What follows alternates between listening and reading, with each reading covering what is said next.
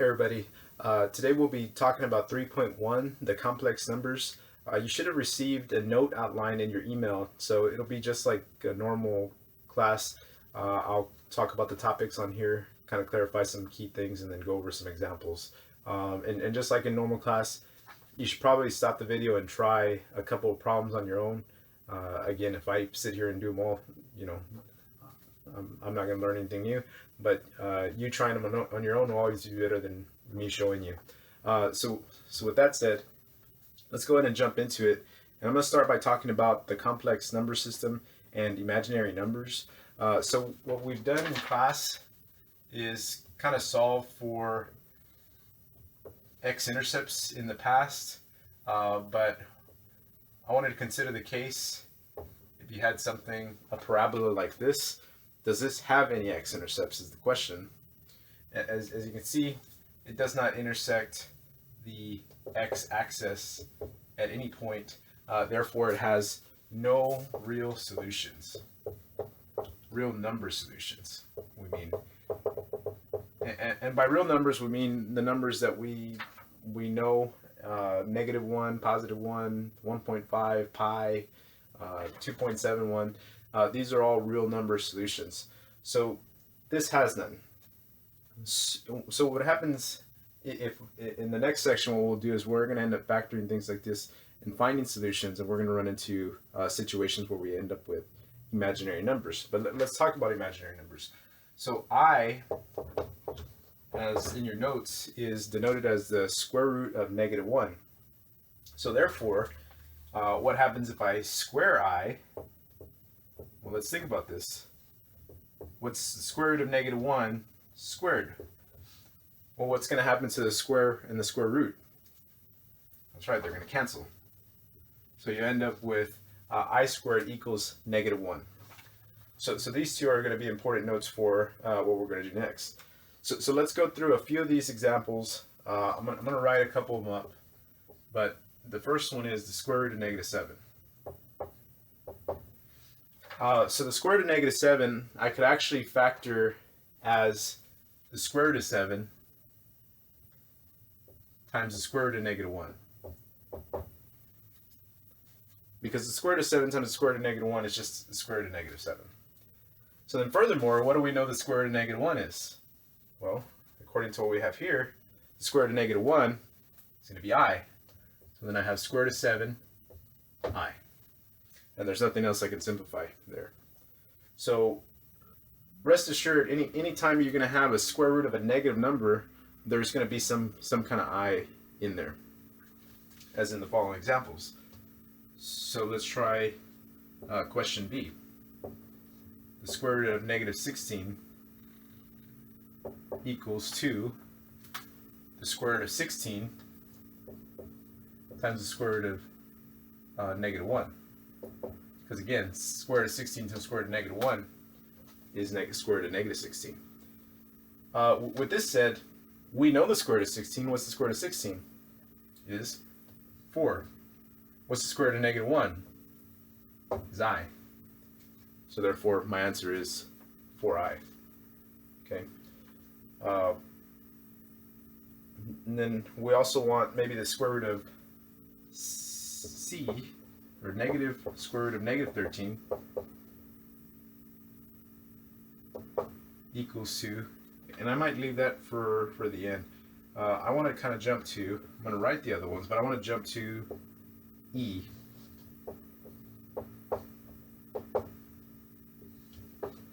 which e says the square root of -48. So at e, I still want to factor out, right? But I'm going to kind of look at, I'm going to factor it in this way. I know there's a 16 in here. And you might think, okay, well, why is 16 this time? So, but what I'll tell you, square root of 16 times square root of 3, that's 48, times the square root of -1. If I multiply all these together, I get the square root of -48. But a couple of things I know. I know the square root of 16, that's 4. I don't know the square root of 3, and I know what the square root of -1 is. The square root of -1 is I. So I would just put I there. And so there's my solution. From there, I'd like you to try C and D. So try to pause the video, work on that, and I'll show you up here. Okay, so to do these, you're going to take the negative remains, I'm going to write square root of 13, write square root of negative 1. But from there, what happens to the square root of negative 1? We know that is I. So my answer is negative 13 I. Negative square root of 13I. Okay. Kind of a similar thing here. You just got to be careful with the negatives because this negative remains on the outside. So square root of 64 times the square root of I. We know the square root of 64 is 8. Negative 1. Negative 1. Square root of 64 times the square root of negative 1. Square root of 64 is 8. Square root of negative 1 is I. So that's how you'd answer those first set of questions. Okay, so now to move on to when we combine a complex or a real part and imaginary part, in the way it says on your notes, you end up with what we call a complex number. Where A we call the real number, and B we call the imaginary part. So there's two parts. There's the imaginary part and then the real part to a complex number. Okay, with a couple of stipulations. A cannot be 0, which is noted on your work, and B cannot be 0 as well. So in order for this to be an imaginary number, you have to have both parts. We also have this other term called a pure imaginary number, which would mean something like just BI. Some number times I. Okay? But for the most part, this is what we call complex numbers. Okay. But it all goes back to I, which we know now is the square root of negative 1. Okay? Okay, so now that we talked about complex numbers, we're going to talk about how you can add and subtract complex numbers, which really has a lot to do with kind of what you've done before, kind of like combining like terms. It's not really too much different than that. But let's look at some examples. So you have an example there under the addition and subtraction. One of them says a plus 6i plus 3 plus 2i. Okay. With this said, all you really need to do is, like I said, you're going to add the real parts, which those are the like terms, and you're going to add the imaginary parts. So in this case, the real parts are 8 plus 3. It's going to give me 11. And the imaginary parts is going to be 6i plus 2i, which 6i plus 2i is going to give me 8i. And that's my solution. Okay, so the addition's not that bad, and neither is the subtraction, but there's one thing on the subtraction that I see commonly as a mistake that students make, and that mistake is with the minus here. You don't want to just subtract 6, okay? In fact, I would take an extra step here to make this a lot easier for you and to make sure you don't make mistakes. You need to distribute this negative. So this becomes negative 6, and that becomes positive 3i. What a lot of students end up doing is they just end up minusing 6 and not changing the 3i. And then, of course, you're just going to bring this down. Okay. From there, now it's pretty much like the addition one. You're just going to combine like terms. So 4 minus 6, that's going to give us negative 2. 5i plus 3i, that's going to give us 8i. So there's my complex number when I subtract those two numbers. So that's addition. Let's move on to multiplication. In multiplication, you're going to kind of do a similar thing to what we did earlier, but want to combine these. So I'm going to start with square root of negative 16 times the square root of negative 25. Well, what we should see is that you can kind of do what we did earlier, which is square root of 16 times I, or times the square root of negative 1. And I guess we can jump to that if you wanted to. What I just did, if you see it, then anytime you see a negative in there, you can probably start to see that that's just going to end up being I. But I'm just going to show the work for now. Now, what else do we know about this? Well, we know the square root of 16. The square root of 16 is 4. We know the square root of negative 1. What do we say that was? That's I. We know the square root of 25. That's 5. And we know the square root of negative 1 again is I. Okay? So now 4 times 5 we know is 20. And I times I is I squared. Right?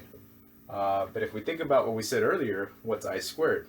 Well, it's square root of negative 1 times the square root of negative 1. Or in other words, the square root of negative 1 squared. The square root will cancel out with the square, therefore, anytime you see I squared, you should know that you can just replace it with negative 1. Okay? Which means this is going to be negative 20. Alright. And there's a lot of steps that you can skip in here. I just like to show everything just to make sure you understand what's going on. For instance, you could probably go straight from here. I know the square root of 16 is 4. I know it's a negative, so I know there's going to be an I. I also know the square root of 25 is 5. And I know it's negative, so there's going to be another I. And then I probably wouldn't skip too many steps in here just because it's easy to mess up with some of the negatives and things like that. But that's A. B would be multiplying a binomial by another binomial. So let's look at that real quick. So here we have 1 plus 2i multiplied by 1 plus 3i. Okay? So it's not much different than what you've done as far as distributing, or some of y'all like to call it FOIL. But when I do this, we're just going to get this 1 multiplied by these 2. Right? Just like we do when we distribute. 1 times 1, that's 1. 1 times 3i, that's 3i. And I'm going to get 2i and multiply it times these 2. 2i times 1, that's 2i. 2i times 3i, that's going to be 6i squared. Okay? But what did I say? Anytime you see an I squared, what is I squared? That's right, it's negative 1. So 1 plus 3i plus 2i, that's 5i. 6 times I squared, we know is negative 1. Anytime you see I squared, substitute negative 1, because that's what it is. From there, I can go a little bit further.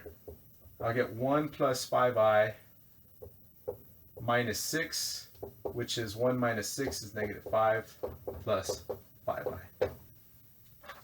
And that's my final answer. Yeah, I have it in a complex number form. So that's how you do that question. So take some time to try C. Just remember that on C, 3 minus 7i squared is really, a squared is what? It's when you multiply a number times itself.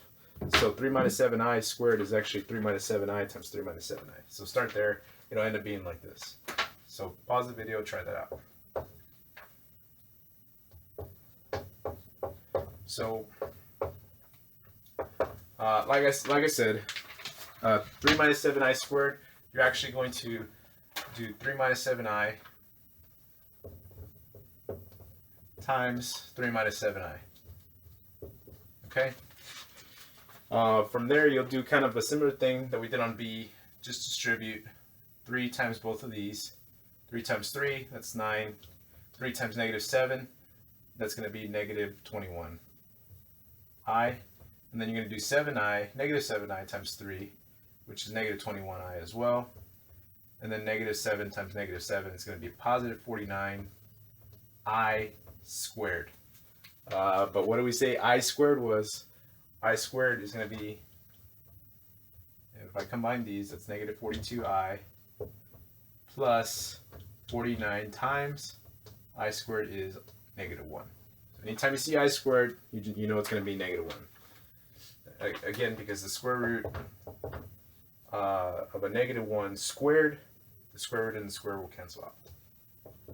So now I'm going to kind of jump a step here, but I have 9. This is going to be negative 49. So 9 plus negative 49, that's going to be negative 40. Minus 42i. And that would be my final answer there. Okay. So that's how you multiply different complex numbers. Okay. But let's talk a little bit more about I. So I told you about I, and then if you square that, you're going to get I squared, right? But let's look at something. So I, we said, was the square root of negative 1. And if we square that, we also said that you will get negative 1. But what happens if I multiply I squared times another I? So I squared times another I. Then I end up with I to the third, right? And maybe I want to write it this way, actually. I'll put I to the third here, which I know is I squared times another I. But guess what? I know what I squared is. I squared is negative 1 times another I is times I. Negative 1 times I is negative I. Okay? From there, I know I to the third is actually negative I. But let's go a step further. What about I to the fourth? Okay? Well, I to the fourth is really just I to the third times an extra I, right? That's I to the fourth. But I already know I to the third. I to the third is negative I times I. Well, that's negative I squared. But what do we say? I squared is always negative 1, right? So I'm going to have to squeeze it in here. But I squared is negative 1, so negative negative 1, which equals to positive 1. Okay?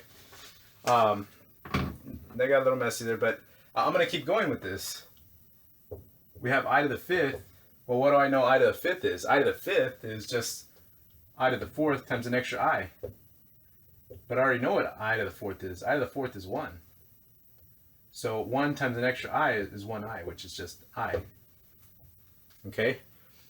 And a little bit more, so maybe you see the pattern. But I to the sixth, well, what is that? That's going to be I to the fifth times an extra I. Right? Because I to the fifth times I is I to the sixth. But I already know what I to the fifth is. I to the fifth is I times an extra I. That's I squared, which we said I squared is negative 1. Right? Let's keep going. But we're gonna see a pattern, hopefully. So now we have I to the sixth. We know I to the sixth is negative 1 times an extra I. We get I. So it's negative 1I, or in other words, negative I. And then final one that I want to do is I to the eighth. I to the eighth is I to the seventh times an extra I. Well, I to the seventh I already know is negative I times an extra I. That's negative I squared, which is going to be negative 1, which equals to positive 1. So why do I show you all this? Well, what do you notice about the first one and the fifth one? Right? They're both I. What about the second one and the sixth one? Well, they're both negative 1. The third one, I to the third and I to the seventh. Well, they're both negative I. I to the fourth and I to the eighth. Well, they're both 1. So what does that tell you? Every fourth one is actually going to be equivalent, right? So now you could answer questions like A, which A says,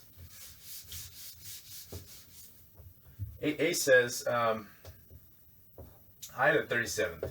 Find out what I to the 37th is. Now, you probably don't want to do this 37 times. I don't think. You probably want to go to sleep at some point. But what you could do is maybe figure out up to what factor of 4 fits in there, right? And if I can figure that out, then I can figure out maybe what the remainder is, and then I can see which one of these 4 it's going to be. It has to be one of those 4.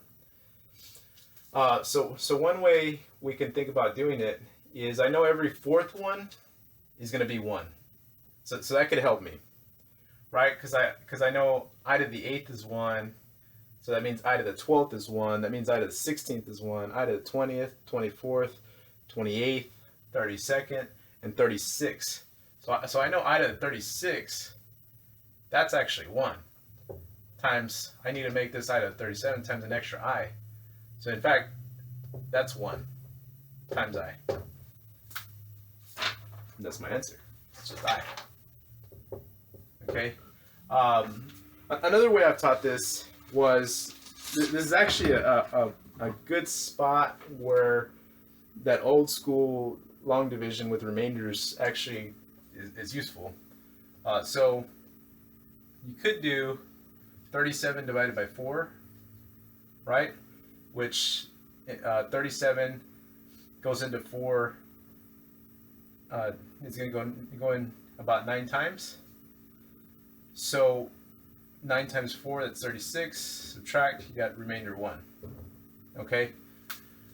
So that means that this is going to be remainder, this first one will be remainder 0 here, and I'm going to do it in a different color just so you can see it. That's if you get a remainder 0. That would be if you get a remainder 1. That would be if you get a remainder 2. And that's if you get a remainder of 3. Okay? So in this case, we got a remainder of 1. So what was the answer? Would end up being I, right? Oh, okay. Hold on. Let me mix that up a second. It should be 1, 2, 3, 0. 1, 2, 3, 0. Okay. So now it works is what I'm telling you. Okay. So it's remainder 1. The answer was I. That answer was I. So both ways work. Okay. And I'll kind of verify both ways with kind of the following. Okay. So B. B says, let's find out what I to 58 is. Okay. So I already kind of told you use factors of 4. So maybe we'll try it. We'll see how many 4s can go into that. If 10, that's 40. If we try 12, that would be 48. 13 is 52. 14 would be 56. So it seems like it would be going 14 times. So in this case, I can just write out of the 56, because 56 is a factor of 4, times how many left over out of the 2. Because 4 goes into that, I know that any multiple of 4, any power multiple of 4 will be 1. So that's 1. Times I squared, well, I already know what I squared is, right? What's I squared? It's negative 1. So 1 times negative 1 is negative 1. Okay? But again, can you do it the other way? Well, sure. You're just going to do 58 divided by 4. 58 divided by 4. Okay, that'll go in once to 5 here. You subtract, bring down the 18. 4 goes into that 4 times. 4 times 4, that's 16. So you have a remainder of 2. You go over here. This is where you would apply your remainders. Since it's a remainder of 2, I know the answer is going to be negative 1. So either way works. All right. So what I would want you to do is go ahead and try C and D. Okay, try C and D. Pause the video. Try C and D. All right. So on C, you would go out of the 75th power. We'll see how many times 4 goes into that. So 4 times 21 would give me, or 4 times 22 would be too high. 4 times 20 would be too high. 4 times 18 give me 72. Right, 36, 72, yep. So 72 would be the closest it seemed, times I to the 3rd, right? Since this is a factor of 4, right? Every 4th one is always going to give me 1. I already know I to the 72, that's 1. Times I to the 3rd, well, what's I to the 3rd? I to the 3rd is negative I. right? According to what I did earlier. 1 times negative I is just negative I. Okay, so that's a method. I kind of feel like more of y'all would want to lean on the other method I showed, which is the division, right? The use of this. 75 divided by 4. 4 goes into 7 once. 1 times 4.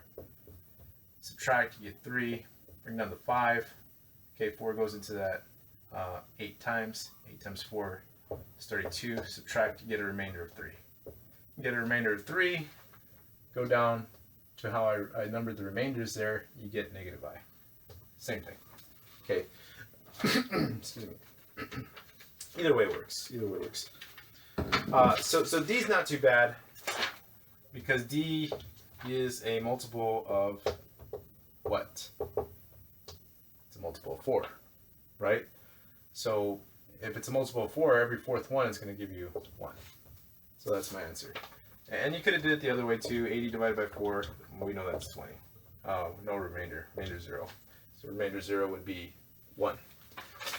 So that's how you can kind of work on problems like those. But let's move on to the next section, which is conjugates. Okay, so conjugates are numbers that appear, if you have one with an a plus an imaginary number, its conjugate is a minus bi, or also the alternate way around. You could say a minus bi has a conjugate of a plus bi. So in other words, the imaginary numbers are opposites. If one's positive, the other's negative. Okay, so that's how you would express a conjugate. So with this said, the example says find the conjugate of the well, it says the conjugate. Find the conjugate and multiply. That's what it should say. So the first one on our example is negative 3 plus 7i. Okay, so that's kind of in this format. I'm going to go ahead and set it up as if I were going to multiply it, but what's the conjugate of that? Well, you just change the imaginary part. So it's positive, we're going to change it to negative. That's the conjugate. Okay? And we've actually done this too today. So we're just going to distribute negative 3 times negative 3. You get 9. Negative 3 times negative 7, that's positive 21i. 7i times negative 3, that's negative 21i. And negative 7 times negative, or positive 7 times negative 7, that's negative 49i squared. Okay? And then what do you notice is going to happen, which actually always happens with conjugates, is that the middle terms will cancel out. Okay? So in this case, at least with conjugates of imaginary numbers, or complex numbers, I'm going to end up with those canceling out. But I also have 49 times, well, what do we say I squared is, right? It's come up a lot, so it'd be good to memorize that. It's negative 1. So anytime you see that I squared, you just got to make sure you put that in. This becomes 9 plus 49 because the negative times a negative, and then 9 plus 49 is 58. So that would be my answer for that one. Okay, so why don't you pause the video, try to find the conjugate of the following two questions. So 14 minus 5i, what's the conjugate of this? Well, again, you're just going to change the imaginary part. It's minus right here, so I'm going to change the imaginary part to plus. Okay, and then from there, just kind of like the work we did earlier, we're going to distribute. 14 times 14 is 196. 14 times 5, that's 70i. Negative 5 times 14, that's negative 70i. Again, those will cancel. Negative 5 times 5, that's negative 25i squared. So I end up with 196 minus 25 times, that's right, negative 1. Which that ends up being plus, and then this would end up being 121. or 221.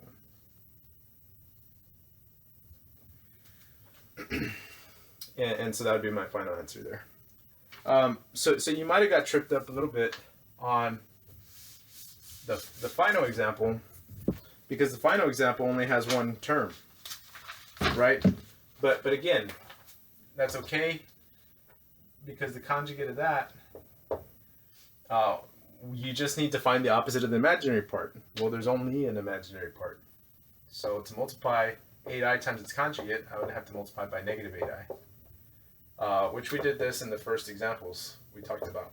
8 times negative 8, negative 64. I times I, that's I squared.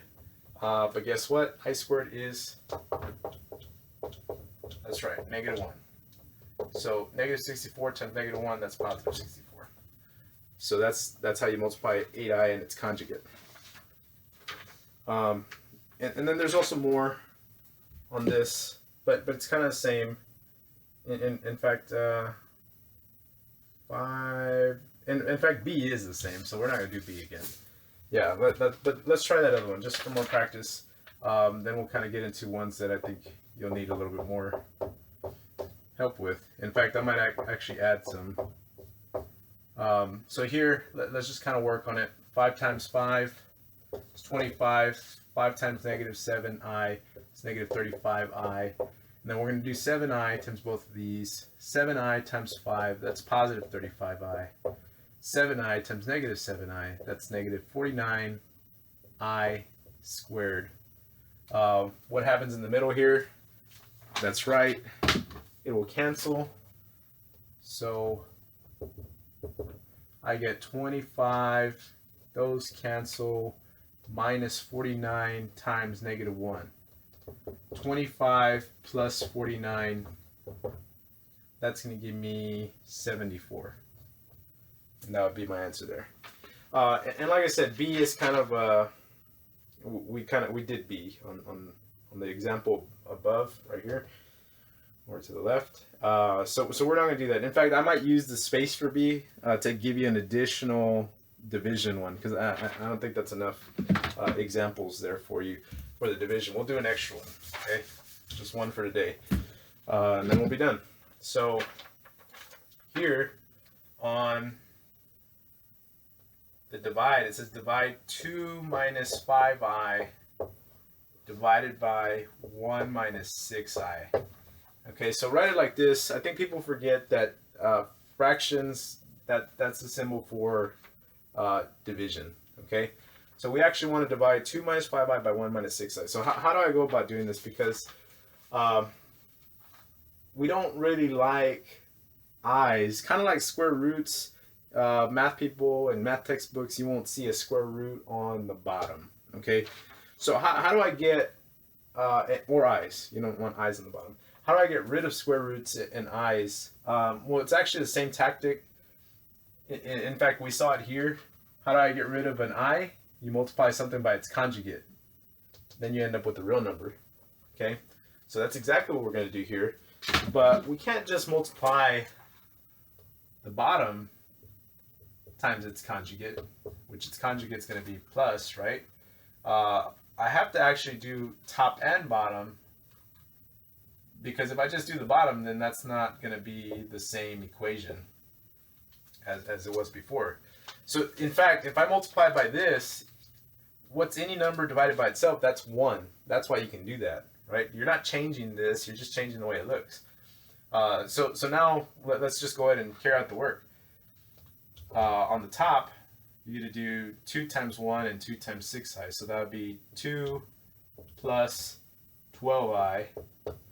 And then here you're going to do negative 5 times 1 and negative 5 times 6i. So that'll be negative 5i minus 30i squared. We'll simplify that. Okay, I'm going to change the color up for the bottom. But the bottom you're going to do the same, right? So you're going to do 1 times 1 and 1 times 6i. So then 1 times 1, that's going to be 1. And then 1 times 6i, that's going to be 6i. And then I'm going to do negative 6i times 1 and negative 6i times 6i. So that's negative 6i. And then that's going to be negative 36. I times I, that's I squared. Okay? So a couple of things we should notice in the bottom. One, those are going to cancel, right? And then two, that's going to be a -1, and also that it's going to be a -1. So let's make the changes, and then I can also on top, if that's going to be -1, maybe I'll make a leap here. That's -1 times negative, that's positive 30. 30 plus 2 is 32. Just to write a little less. 12i minus 5i, that's 7i. Okay. We already said that those canceled, but again, kind of similar situations on top. I squared is -1. -1 times -36, that's positive 36. Positive 36 plus 1, that's 37. Excuse me. If you need to work the intermediate steps, kind of think about what happened there. But what we end up with here is a fraction with a number that is not an I on the denominator, which is exactly what we wanted. Okay, so let's try one more, because I don't think one question does that justice. Let me give you an extra one, and then that'll be it for now. So here's another example. You can do it on that space above where we skipped B. So let's try to divide 3 plus 5i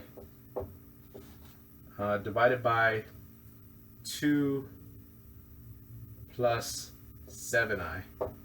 Okay, so we're going to try to do this. In fact, why don't you try it, then I'll work it out. I'll show you exactly how to do it. Okay, so what are we going to start with? We're going to multiply by the conjugate, because we don't want i's in the bottom, so we're going to multiply by the conjugate of 2 plus 7i, which is 2 minus 7i. But we have to do that on top and on the bottom, because again, we're not trying to change this, we're just trying to change the way it looks. So from here, I can start my distribution. 3 times 2, 3 times -7i.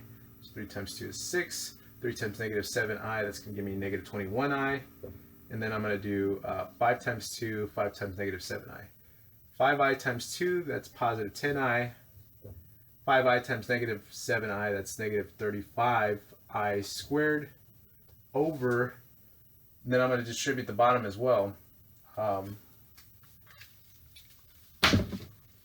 And notice I didn't put parentheses here. You don't have to, because the actual fraction itself is a grouping symbol. But 2 times 2, 2 times -7i, that's 4.